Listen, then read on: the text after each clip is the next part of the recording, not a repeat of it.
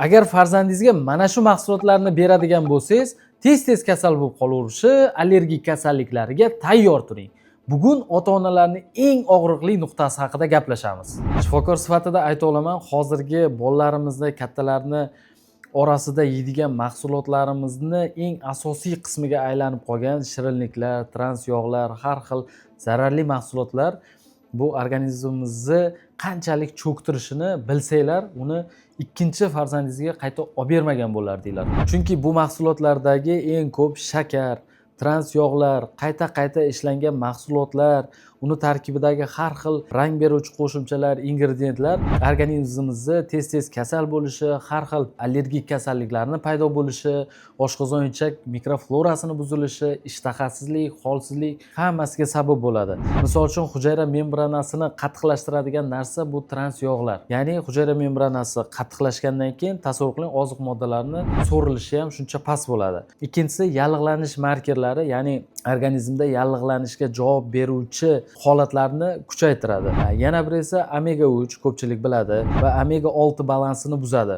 Bu immunitetni regulyatsiya qilishini bevosita o'zgarishiga sabab bo'ladi. Bu mahsulotlarga hammamiz biladigan, farzandlarimizni tevarak atrofini qo'pol qilib o'rab olgan mahsulotlar, ya'ni chips, kireshki, shokolad, konfet, marmelad, ketchup, mayonez, kolbasa, sosiska, bularning hammasi zararli mahsulotlar qatoriga kiritiladi.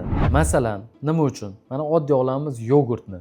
Ko'pchiligimiz bilamiz, yogurtlar tabiiy, probiotiklarga boy deb etiketkalarda hashamatli qilib yozilgan bo'ladi. Lekin buni tarkibidagi eng yomon narsa uni probiotikidan ham ko'ra shakarni ko'pligi. Uni ma'lum miqdordagi probiotikini shakarni ko'pligi zarari bilan yopib ketadi. Shuning uchun uni tabiiy degan narsasiga ishonmasdan orqasini o'qib ko'rish kerak. Uglevod miqdori qancha? Uglevod miqdori kam bo'lib, tabiiy ingrediyentlar ko'p bo'lsa, buni tabiiy desa bo'ladi va mikrofloraga ham shundagina yordam beradi desa arziydi.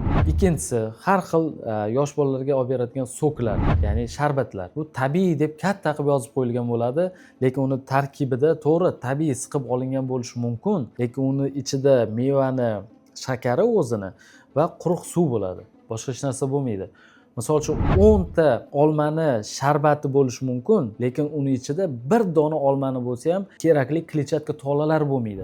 Uni ham baribir organizmga ichganda zararli tomonlari bo'ladi. Bundan tashqari har doim farzandlarimizga misol uchun nonushtalarga beramiz kolbasa, sosiskalar. Buni tarkibida go'sht yo'q. Beradigan bo'lsangiz, to'g'ri go'shti borlari ham bor, yo'g'i ham bor. Ko'p hollarda go'shtsiz varianti bizga to'g'ri kelib qoladi. Bersangiz yaxshi go'shtli variantini, agar go'shtsiz sosiska, kolbasalarni beradigan bo'lsangiz, uni tarkibida soya, kraxmal va har xil rang beruvchi, rang qo'shuvchi ingrediyentlar bo'ladi.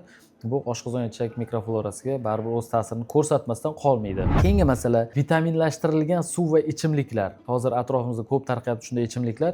Tarkibini o'qib ko'rsangiz, ozgina askarben kislotasi bo'lishi mumkin, qolgani yana uglevod yoki har xil qo'shimcha ta'm beruvchi, rang beruvchi ichimliklarni o'sha tarkibiga qo'shiladigan moddalar bo'lishi mumkin. Bularni ham xohlaymizmi yo'qmi, rang beruvchi bo'lgandan keyin ichaklarning yallig'lanishi, ichaklarning hisobiga allergik holatlarning qo'zg'alishi, dermatitlar, atopik dermatitlar yoki bo'lmasa diatezlar, har narsa paydo bo'lishi mumkin. Immunologiyada isbotlangan ma'lumot, oshqozon ichak mikroflorasini 75-80% immunitetni boshqaradi.